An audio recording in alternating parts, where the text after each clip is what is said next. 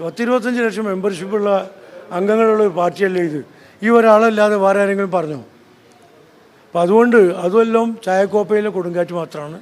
നൂർബിന തെറ്റുകൾ തിരിച്ചു വരും എന്ന് തന്നെയാണ് ഞങ്ങളുടെ വിശ്വാസം. ഇല്ലെങ്കിൽ വിശദീകരണ നോട്ടീസിൻ്റെ അടിസ്ഥാനത്തിൽ പാർട്ടി നിലപാട് സ്വീകരിക്കും. അവർ പാർട്ടിയിൽ നിന്ന് രാജിവെച്ചിട്ടില്ല, അവരെ പദവികൾ ഒഴിഞ്ഞിട്ടുണ്ട്. അതിന് ബഹുമാനപ്പെട്ട തങ്ങളുടെ സ്ഥാനാർത്ഥി നിർണ്ണയമാണ് അവർ കാരണമായിട്ട് പറയുന്നത്. അത് ഇത്തരം പാർട്ടി തീരുമാനങ്ങളിലും നിലപാടുകളിലും പരസ്യമായി പ്രതികരണം ഇതുപോലെ നടത്തുന്നത് അച്ചടക്ക ലംഘനമാണ്. അതുകൊണ്ട് ആ അച്ചടക്ക ലംഘനത്തിന് നടപടി എടുക്കാതിരിക്കാൻ കാരണം ചോദിച്ചുകൊണ്ട് അവർക്ക് വിശദീകരണം നോട്ടീസ് അയക്കാൻ ദേശീയ കമ്മിറ്റി തീരുമാനിച്ചതായി സംസ്ഥാന മുസ്ലിം ലീഗ് കമ്മിറ്റി അറിയിച്ചിട്ടുണ്ട്. വിശദീകരണത്തിൻ്റെ അടിസ്ഥാനത്തിൽ എന്ത് വേണം എന്ന് പാർട്ടി തീരുമാനിക്കും.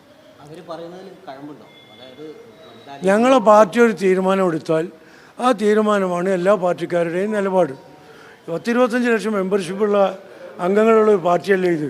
ഈ ഒരാളല്ലാതെ വേറെ ആരെങ്കിലും പറഞ്ഞോ? അപ്പം അതുകൊണ്ട് അതുമെല്ലാം ചായക്കോപ്പയിലെ കൊടുങ്കാറ്റ് മാത്രമാണ്. നൂർബിന തെറ്റുകൾ തിരിച്ചു വരും എന്ന് തന്നെയാണ് ഞങ്ങളുടെ വിശ്വാസം. ഇല്ലെങ്കിൽ വിശദീകരണ നോട്ടീസിൻ്റെ അടിസ്ഥാനത്തിൽ പാർട്ടി നിലപാട് സ്വീകരിക്കും.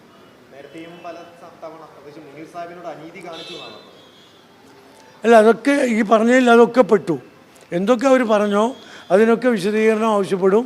അതിൻ്റെ വിശദീകരണ രീതി അനുസരിച്ച് ഞങ്ങൾ പാർട്ടി നിലപാട് സ്വീകരിക്കും. സ്ഥാനാർത്ഥി നിർണയത്തിലെ പരസ്യമായ അതിർത്തി പ്രകടിപ്പിച്ച് കഴിഞ്ഞ ശേഷം പാർട്ടി നേതൃത്വം നൂർബിന റഷീദിനോട് സംസാരിച്ചിരുന്നു.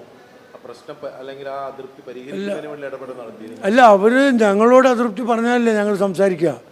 അവർ മാധ്യമങ്ങളോട് അതൃപ്തി പറഞ്ഞാൽ ഞങ്ങൾക്ക് എങ്ങനെ സംസാരിക്കാൻ കഴിയും? അതിന് പാർട്ടി അച്ചടക്കം എന്ന് പറഞ്ഞൊരു സംഭവം ഉണ്ടല്ലോ, പാർട്ടിയുടെ പ്രൊസീജിയറുകളുണ്ടല്ലോ, അതിനനുസരിച്ച് പോയാൽ പാർട്ടി ഉണ്ടാവും. അല്ല, പുറത്തുള്ള ആളുകളുടെ പിന്തുണയാണ് വേണ്ടതെങ്കിൽ അതിനനുസരിച്ച് അവർക്ക് ഇഷ്ടമുള്ളവർക്ക് പോവാം. ഒരു പ്രതിസന്ധിയില്ല, ഒരു വോട്ട് പോലും അതുകൊണ്ട് എവിടെയും കുറയില്ല.